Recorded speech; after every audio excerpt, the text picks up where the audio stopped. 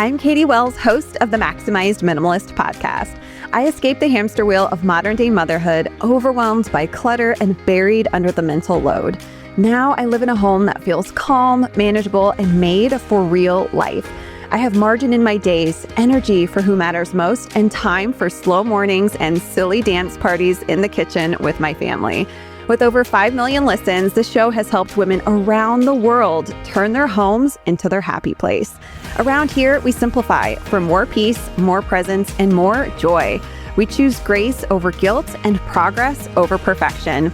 And we believe your home should give back more than it takes. I'm here to help you do the same. Come along with me and my guests as we share the real stories, habits, and strategies that help you lighten the load from the inside out.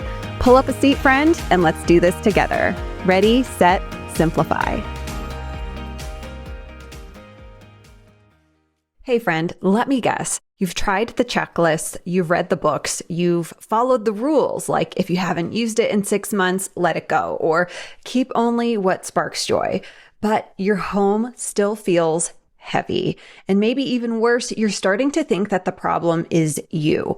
Let me be clear. This is not a you issue. You are not failing. You are just human. And most decluttering advice, it completely skips over this. So today, I want to talk about what's really going on underneath the surface, like the biological and psychological reasons you might be struggling to let go of stuff. Because spoiler alert, like you are not lazy, you are not overly sentimental, you are just wired a certain way. We all are. This is one of the biggest reasons I created my holistic decluttering method, because checklists and rules will only take you so far. They ignore your nervous system, your stuff story, your habits, and your deeply human instincts. So if you, like me, have ever felt like, why can't I just declutter like everyone else?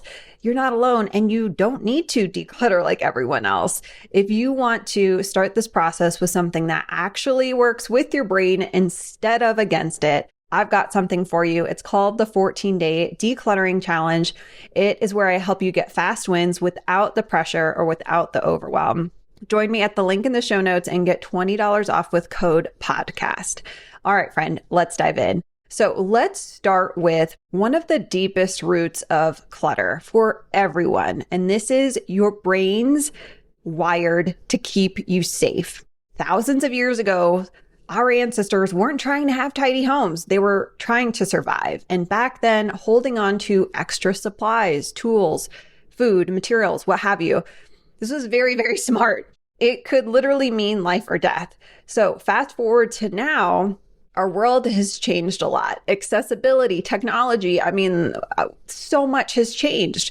Yet our brains still run on that old operating system. This is why you hear that little voice that says, oh, like, what if I need this someday? Or maybe I should keep a backup just in case. This voice is your amygdala talking, like your brain's fear center. Everyone has one. Even still, y'all, this is often my default when I consider getting rid of scarcity clutter. It doesn't care that you already have 3 can openers or 10 half-used notebooks. It's wired to avoid risk. And to your brain, letting go can feel risky, right? Which doesn't feel safe. So if you've ever felt irrationally anxious trying to let go of a duplicate or a backup, you're not crazy. That's biology doing its thing. And again, inside the 14-day challenge, I hope you bypass this with starting with low stake wins, items that don't trigger survival mode, which is going to help build confidence and safety in your nervous system. And that is where real momentum starts. Now, I also want to talk about something psychologists call the endowment effect. I've talked about this before, but it's so, so important for everyone to understand. So here's how it works. Once we own something, we tend to overvalue it, even if we didn't pay much for it. Maybe you got it for free, got it as a gift. It doesn't matter if you paid for it or not. The fact that you own something automatically means you overvalue it. So there's actually a famous study that highlights this. Researchers gave everyone in the study a simple coffee mug, like nothing fancy. One group was told they owned the mug. The other group was asked how much they'd be willing to pay for one. Want to know what happened? So the people who owned the mug or were told that, hey, this is yours, you own this mug, said it was worth around $7. And the people who didn't own that mug, they're like, well, that's only worth $3 to me, right? They valued it less simply because it wasn't theirs. Same mug, totally different value just because one group possessed it. And y'all, we do this all the time.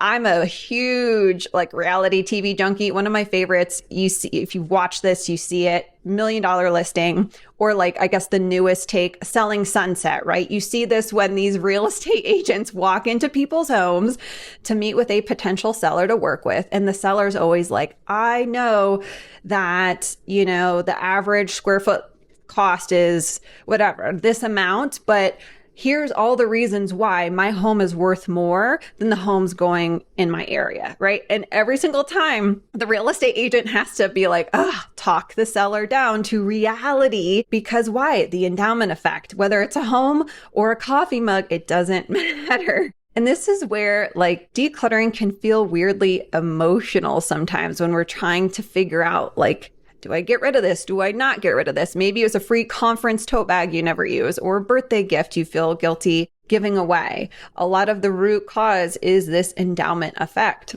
So one of my students, Jen, shared that during the last 14-day challenge, she had been holding onto a coat she never wore, but couldn't let go of because, right, that mantra in her head, I paid good money for this, right? It was the endowment effect talking. And then one day she posted, she's like, I am letting this thing go. And she said, the only thing this coat is costing me now is my peace. Oh my gosh. I was like, you should have seen the comments underneath that post. Letting it go gave her this powerful sense of freedom and created so much momentum, right? Especially when we're able to, with confidence and clarity, let go of things that we've not been able to for months. And I would say for a lot of us, for years, we've been harboring and staying in that stuckness. And it carried her through the rest of the 14-day challenge and just beyond, just letting go of that one simple thing and understanding the endowment effect was at play. It's not that something was wrong with her or she stunk at organizing or just was sentimental. It was getting to the root of it. Okay, now let's talk about something that keeps us hooked. Dopamine. Oh my gosh, dopamine. I know this is a big, well, at least it was in years past. I try not to get on social media anymore, but when I was on social media, I was like, everyone's talking about dopamine. Maybe it's just because I like to geek out on science people. But the point is, every time you find a great deal or you click add to cart or grab something from the Target dollar section, your brain gets that little rush of excitement. It feels good, like a reward. This is because of how our brains are wired, y'all. This is me too. I'm telling you, it really gets my goat or grinds my gears or whatever the saying is when so many people in my niche are like, you shouldn't feel good about buying anything. We are not robots. Even though I've simplified my life and you are too, it doesn't mean we're not going to have these psychological effects that we can't bypass. Okay. So don't feel bad if you're like, this is something you struggle with, or I wish I didn't feel this way. This is how we're wired, right? So we need to normalize this. And here's the thing. I will say, I love decluttering. A lot of people, you probably love decluttering. We've all felt that excitement, or maybe you want to call it dopamine too, when you let something go or drop it off at the donation center, right? But there's not as quite of a heavy boost, let's say a rocket fuel dopamine that we tend to get hit with when we declutter, like when we shop or acquire something, because our brain is wired to love the thrill of acquiring new things. And again, going back to the root of it, look at our history, right? Finding something new, whether it was food, a tool, or a resource 100 years ago, 200, 500 years ago, literally means survival. Getting a fresh resource triggered that rush of dopamine, telling our brains like, this is good. We need to be pursuing these things that are going to keep us alive and healthy, right? Because it was essential to our well-being. So we're running on an old operating system in a new modern day world. That's why when you get something new, your brain lights up, rewarding you with that rush of it feels like happiness in the moment, right? I was like, oh, I still get that. And that's okay. But here's the cool part. You can retrain your brain to feel that reward from letting go too. And in my personal experience, it feels so good to acknowledge these psychological, reasons why some of us struggle, really a lot of us, or dare I say all of us, but there will be one person who's like, not me, I'm a robot, I don't struggle at all. But you get the point. Acknowledging it, normalizing it. This is not you. It's how we are wired. And we can retrain our brain to feel that reward or stronger dopamine from letting go too. And the more I've let go of over the years, and I've heard this from clients time and time again, the more safe it feels, right? If it doesn't feel safe to let go, you're not going to get a dopamine hit from it. You're not. If you do, it's not going to be a very big one. It's not really enticing. The motivation isn't there. But the more you build that declutter muscle and gain confidence in letting go, and you feel the physiological impact, right? Less stuff in our homes literally means less stress. There's several studies that showcase this. And we start to feel that and see it and feel good about letting go, then it's like we become unstoppable, right? And it may not come as quickly as that shopping high, but when you declutter and see that cleaned out space and your brain gets that little hit of satisfaction, like that clear corner on your kitchen island, you're like, oh, I love this. I love this. You're giving your brain a different form of reward through creating space instead of filling it. Okay, so what does this all mean? It means that understanding these psychological forces is so key to working with your brain, not against it. You can acknowledge these natural impulses without feeling stuck in them. Y'all, I don't have a new brain. Has anyone seen Young Frankenstein? It's so kitschy. I'm not sure if it's held up. I haven't seen it in years, but one scene that sticks with me is when they're building the monster in the movie, and he tells I forget his name, Igor, if you know, you know. To go get a brain, right? And he gets the wrong brain. He gets abnormal, right? It's really funny if you've seen it. I did not swap out my brain, and you don't have to either. I know it sounds silly, but come on. Like, I think some of us hit this rut where we're like, something's wrong with me. It's my fault. I'm just never going to get there. No. That's not true. The truth is, decluttering isn't just about removing stuff, and you can acknowledge these psychological impacts without feeling stuck in them. This is about creating a space that reflects who you are and how you want to live. And this is where my holistic decluttering method comes in to fill this massive gap in this market, in this niche, right? It's more than just tips and tricks and checklists. Y'all, I would be the first to admit those are still nice to have if they actually support you and how they should. This is about supporting your nervous system, understanding your emotional attachment to things, giving yourself permission to let go without guilt, and so much more. And that's exactly why the 14-day challenge coming up next month is the perfect place to start. A lot of you have taken it before. Come back in for a refresher, for some inspiration and momentum. If you've never done it, oh my gosh, you are missing out. It is like the most fun thing ever.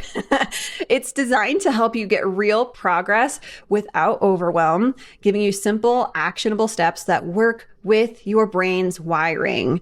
You will gain quick wins, you're going to build momentum, and you're going to start to feel that sense of peace and accomplishment, no matter how big or small the steps are. So, friend, if you're ready to start creating space in a way that feels safe, it feels sustainable, and even empowering, then the 14-day challenge is your next step. Join me and hundreds of others by clicking the link in the show notes. I've got an exclusive $20 discount just for my podcast listeners. On the checkout page, enter the code podcast and you'll get that discount. And I cannot wait to see you. I'll be right there with you, cheering you on. And you know what to do in the meantime. Ready, set, simplify. And I'll see you soon, friend. Bye.